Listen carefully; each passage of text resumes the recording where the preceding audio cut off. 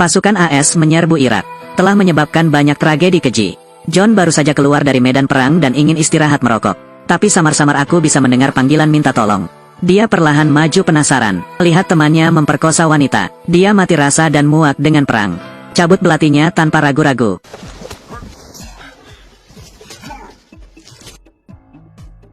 John menyerahkan belati itu kepada wanita itu. Tidak peduli dengan jeritan kesakitan rekannya. Dia berbalik dan pergi dengan ekspresi tegas. Biarkan rekannya mati. Namun sesuatu yang tak terduga terjadi. Menyebabkan kekacauan. John baru saja pergi dan hendak kembali. Detik berikutnya ditembak. Untungnya dalam kemalangan. Peluru menembus leher namun tidak berakibat fatal. Dia juga diizinkan kembali ke Tiongkok untuk memulihkan diri. Akhirnya bisa berkumpul bersama istri dan anak.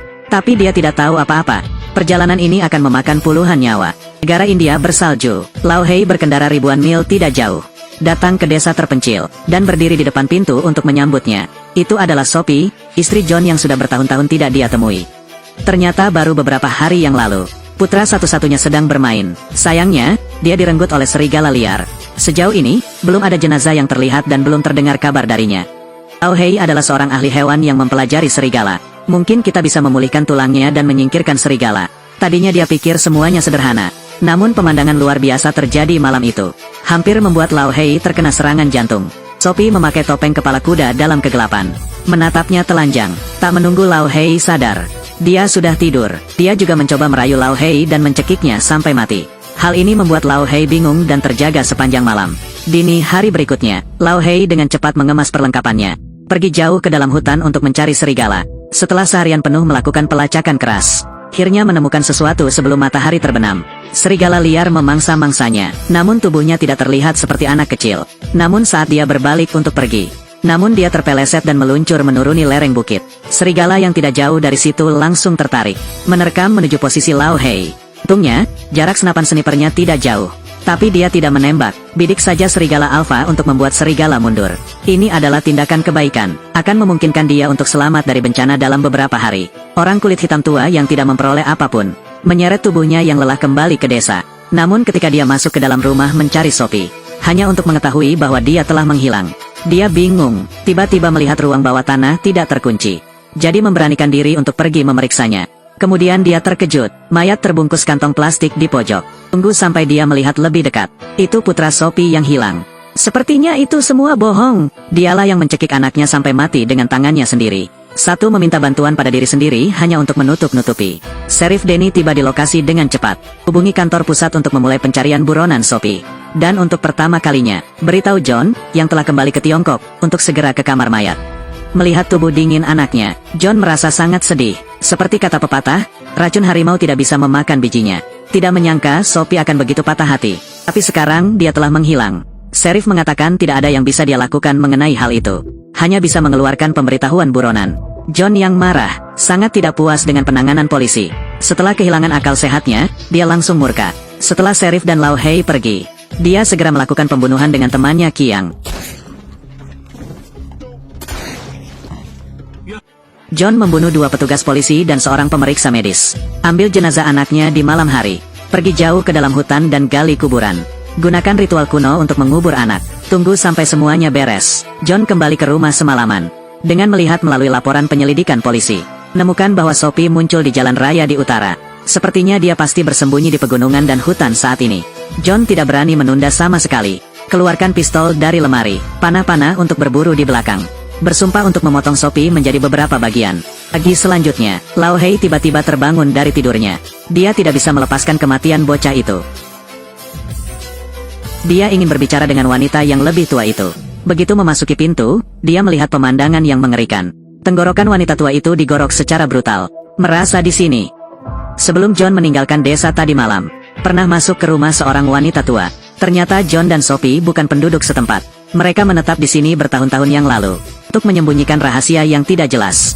Keduanya awalnya adalah kakak beradik, tapi mereka menikah bertentangan dengan etika. Wanita tua itu adalah satu-satunya orang dalam setempat. Pada saat yang sama, kamar mayat. 3 orang yang tewas tadi malam juga ditemukan. Latar belakang John sebagai seorang prajurit tidak boleh dianggap remeh. Sersan itu menyadari bahwa situasinya serius. Cepat kumpulkan lebih dari 20 petugas polisi. Terburu-buru ke desa untuk menangkap John. Tapi semua orang tidak tahu. Mereka akan menghadapi pembunuhan berdarah. karena John sudah melarikan diri semalaman.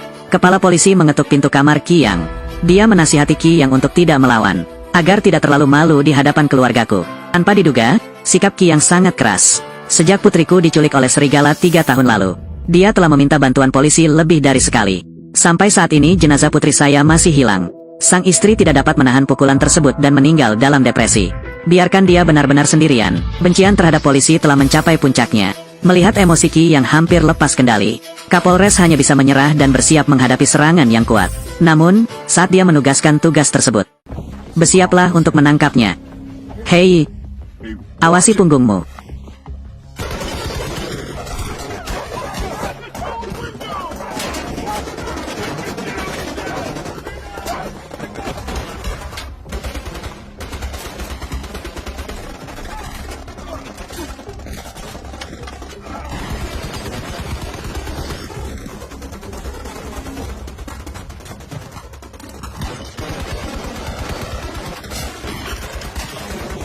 Meskipun polisi memiliki keunggulan absolut dalam hal jumlah, namun kebanyakan dari mereka adalah calon polisi yang baru lulus 30 juta. Tidak ada cara untuk melawan dalam situasi seperti ini. Ditambah lagi Qi yang sedang memegang senapan mesin dan melihat ke bawah dari posisi tinggi.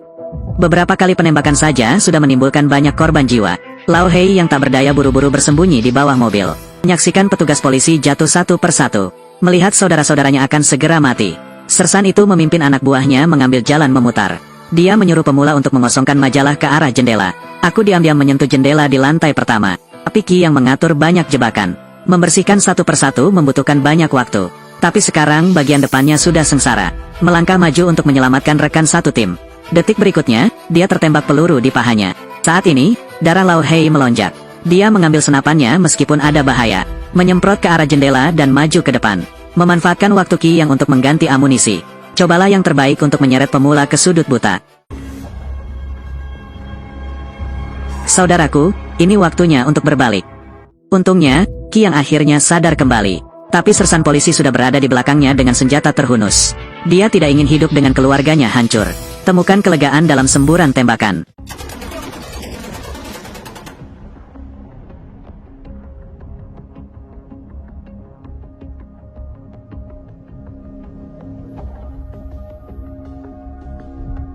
Pertarungan sengit ini, 18 polisi tewas di tempat.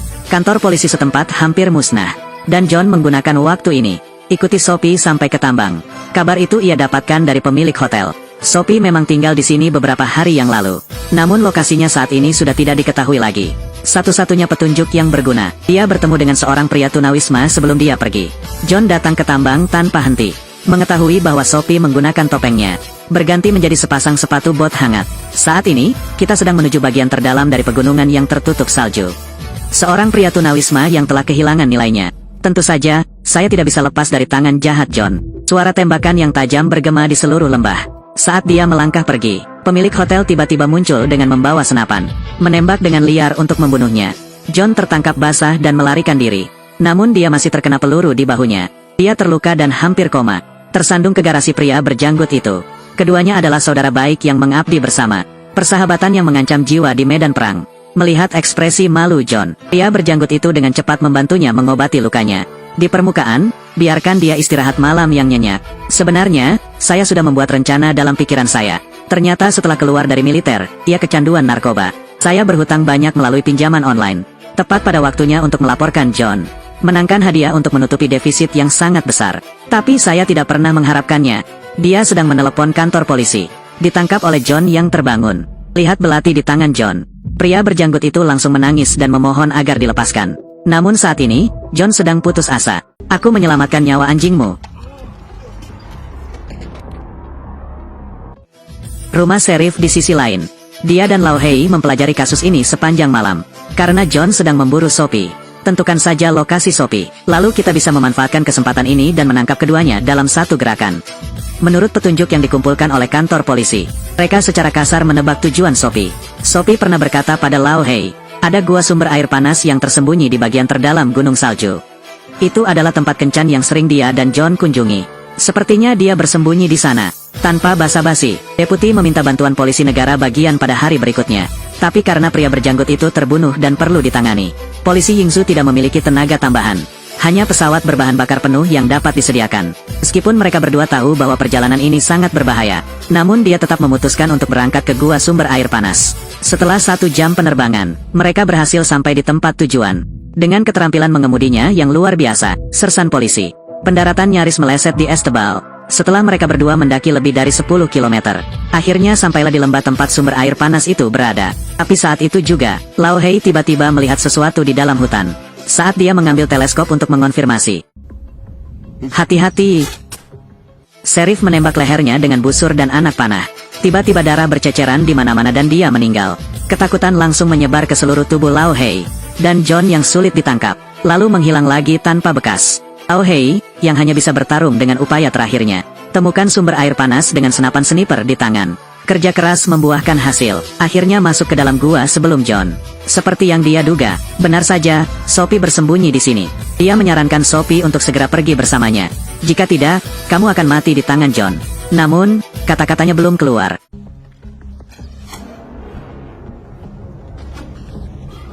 John sangat kejam. Dia langsung maju untuk membalaskan dendam putranya. Sophie hampir mati lemas. Lao Hei memiliki ambisi yang lebih dari cukup tetapi energinya tidak cukup. Dia mengira Sophie akan mati. Tanpa diduga, alur ceritanya tiba-tiba terbalik. John tidak hanya melepaskan Sophie, dia bahkan melepaskan semua amarahnya dan mulai bermesraan dengannya. Ternyata anak mereka sakit parah. Alasan mengapa Sophie menyuruh anak itu pergi dengan tangannya sendiri, bukan hanya untuk membantu anak-anak menghilangkan rasa sakit dan siksaan.